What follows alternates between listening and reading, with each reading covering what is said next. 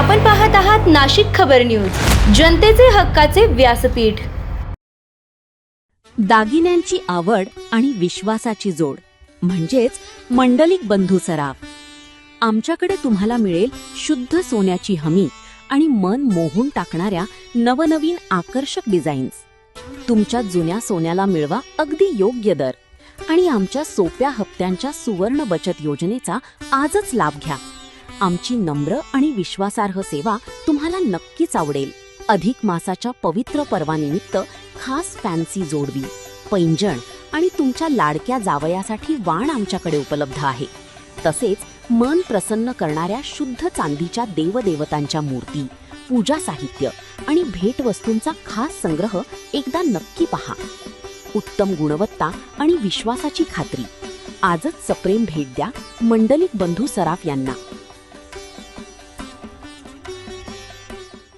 पंचवटीत सराफा दुकानावर सशस्त्र दरोडा, महिलेवर प्राणघातक हल्ला करून ऐवज लंपास।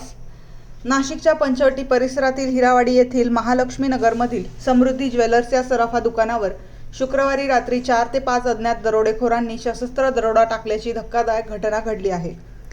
या दरोड्यात दुकानातील महिला आणि पुरुषावर पिस्तुलाच्या बटाने बेदम मारहाण करण्यात आली असून सोन्या चांदीचे दागिने लंपास करून आरोपी पसार झाले आहेत। या घटनेमुळे परिसरात भीतीचे वातावरण निर्माण झाले आहे। मिळालेल्या माहितीनुसार रात्री 9:30च्या सुमारास काही तरुण ग्राहक बनून दुकानात आले।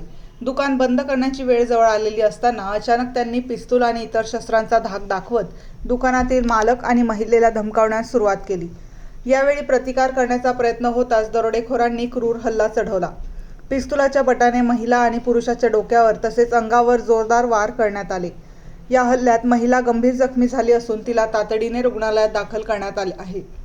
मारहाणीनंतर आरोपींनी दुकानातील सोन्याचे दागिने आणि इतर मौल्यवान ऐवज घेऊन घटनास्थळावरून पलायन केले। आरोपी मुंबईच्या दिशेने फरार झाल्याचा प्राथमिक अंदाज पोलिसांनी व्यक्त केला आहे। घटनेची माहिती मिळताच पंचवटी पोलीस ठाण्याचे वरिष्ठ पोलीस निरीक्षक गजेंद्र पाटील, पोलीस निरीक्षक सुनील पवार तसेच गुन्हे शोध पथकाचे अधिकारी घटनास्थळी दाखल झाले। पोलिसांनी परिसरातील सीसीटीव्ही फुटेज ताब्यात घेतले असून आरोपीच्या शोधासाठी विशेष पथके इगतपुरी आणि मुंबईच्या दिशेने रवाना करण्यात आली आहेत। दरम्यान शहरभर नाकाबंदी करण्यात आली असून संशयितांचा कसून शोध सुरू आहे। भरवस्तीत आणि वर्दळीच्या वेळी घडलेल्या धाडसी दरोड्यामुळे व्यापाऱ्यांच्या सुरक्षेचा प्रश्न पुन्हा एकदा ऐरणीवर आला आहे। आमची विनंती आहे पोलीस प्रशासनाला की अशा गोष्टी टाळण्यासाठी आपण या परिसरात गस्त वाढवावी।